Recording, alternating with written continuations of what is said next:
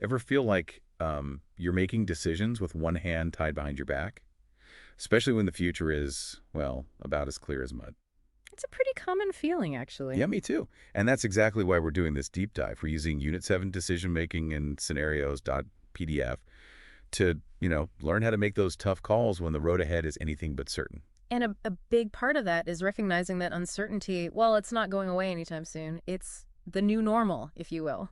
You're telling me it's like trying to, I don't know, pick a winning lottery ticket, you know?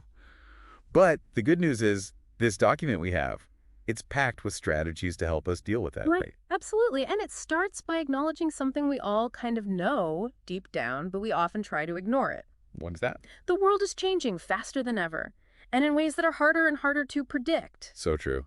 Remember when we all thought we'd have flying cars by now? Ah, Instead, we got, well, let's just say reality had other plans. right.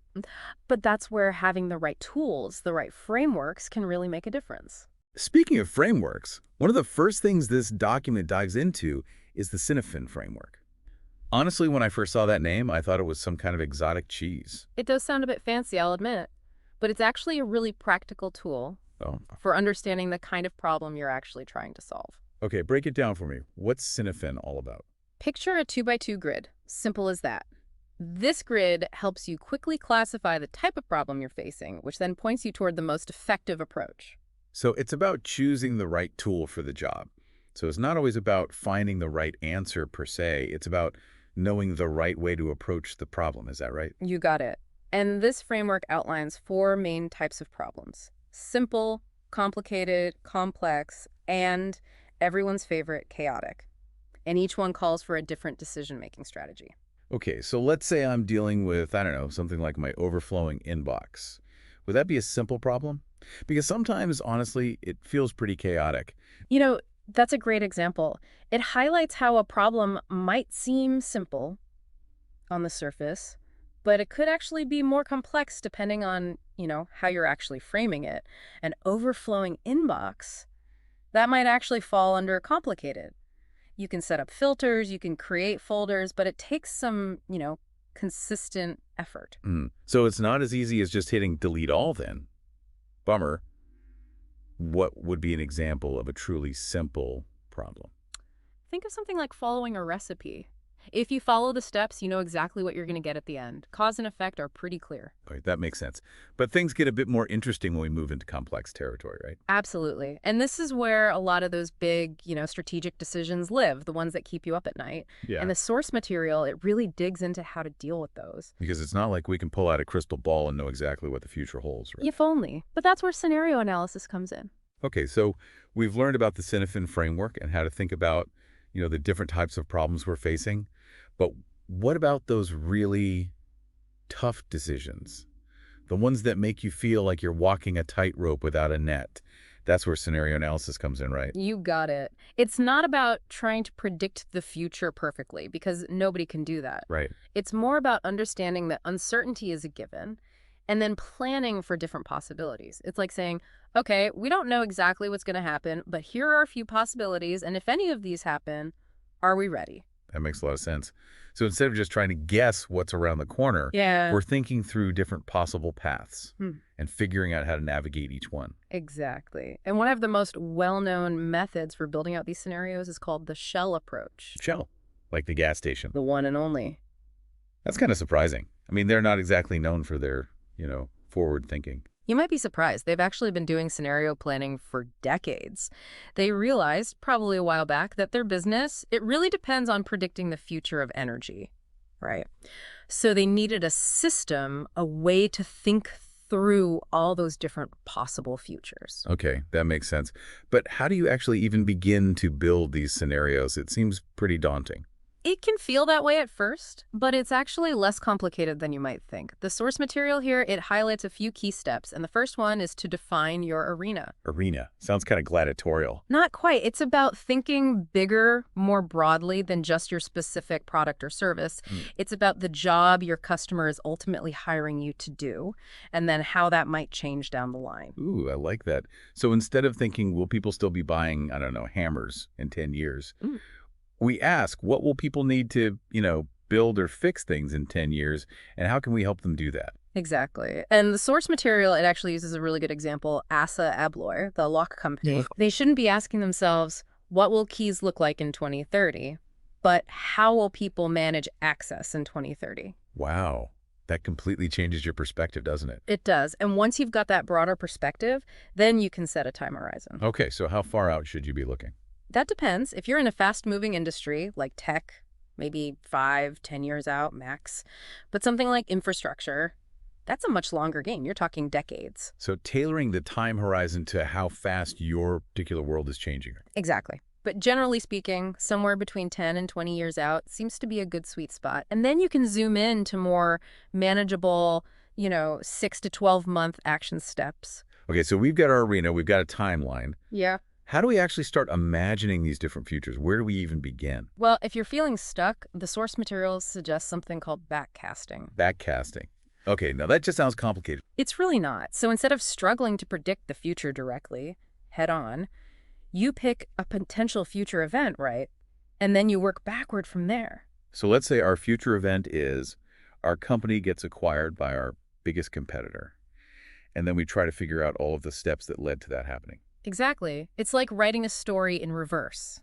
And this can help you uncover those hidden risks, maybe some surprising opportunities that you might not have seen coming otherwise. That's actually really clever. So we're not just, throwing darts at a dartboard hoping something sticks. We're really thinking strategically about how all these different factors could combine to create these different potential futures. Yes. And that can be incredibly valuable for, like we were saying, making sound decisions.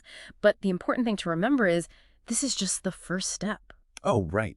Because it's one thing to build these scenarios, but we have to actually do something with them, right? You hit the nail on the head. These scenarios aren't just for decoration. They're meant to be put to work. And that's what we'll delve into next. Okay, so we've mapped out these possible futures, using scenario analysis. But how do we actually put them to work? It's like having a fancy toolbox. It's not much use if we don't know how to use any of the tools, right? Exactly. You've got to put those tools to work. Think of your scenarios like an early warning system. Just like a weather map can help you prepare for storms, these scenarios, they can help you spot those problems, but also opportunities on the horizon. So it's about being proactive, not reactive, right? We don't wait for things to, hit the fan. Instead, we can anticipate the challenges and be ready for them. Or, even better, we spot those opportunities and we grab them. Exactly. And this is where it gets really interesting. It's not just about bracing for impact or even just grabbing opportunities. Yeah. We can actually use these scenarios to design solutions, ones that are resilient, adaptable, ones that can actually thrive in those different futures. So instead of, building our business on shaky ground, we're reinforcing the foundation so it can withstand any storm, right? Exactly. We can design business models that are inherently flexible, strategies that can adapt.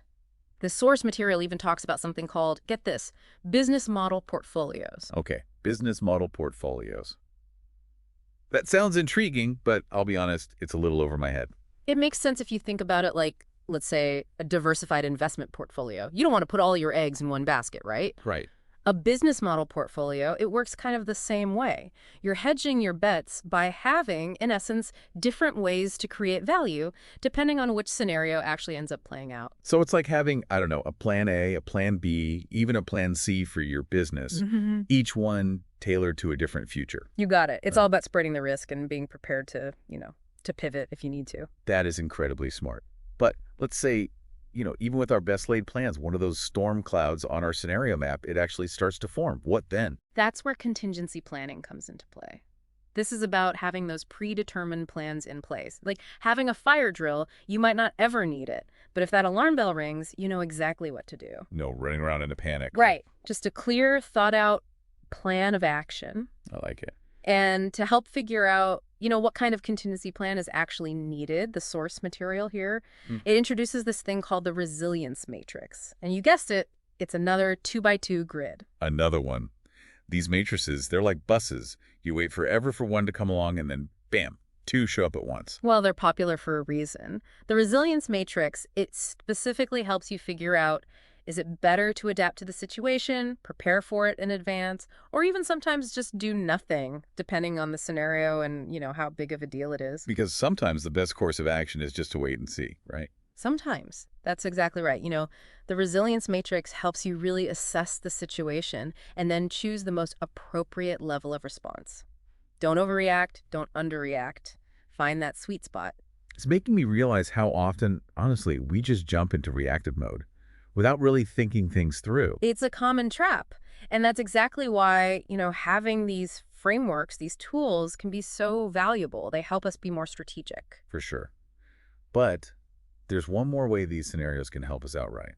What was it? It was like testing an airplane in a wind tunnel. Ah, yes, exactly. Yeah. We can use these scenarios to actually evaluate different options, different decisions. You basically run them through the scenario wind tunnel. You see how they would fare in those different futures. So if we're considering, I don't know, a big strategic move, like launching a new product, we could run that through our scenario wind tunnel and see if it flies or crashes. Precisely. It helps you pinpoint those potential weaknesses, but also those hidden strengths so you can make better, more informed decisions. This has been, honestly, such an eye-opening deep dive. I used to kind of dread uncertainty, but now I see it more as like a puzzle to be solved, not a threat to be feared. That's the right attitude. And remember, impactful decision making today, it's not about being able to predict the future perfectly, because no one can do that. It's more about navigating the uncertainty and doing it with, a healthy dose of foresight, flexibility, and let's be honest, a little bit of curiosity never hurts. And having the right tools and frameworks definitely doesn't hurt either. So as we start to wrap up here, is there one final thought you'd like to leave our listener with? Something to ponder as they embark on their own decision-making adventures. We've talked a lot about adapting to different scenarios, right? But what if, just for a moment, you imagined you could design the perfect solution for each scenario? What would that even look like? What would that perfectly resilient, future-proof you look like? Ready to tackle anything? That is a powerful question. Definitely something to chew on. A huge thank you to you for, walking us through all of this, and to you, dear listener, for joining us on this deep dive. Here's to embracing uncertainty and making those decisions, the ones we can all be proud of. Until next time, stay curious.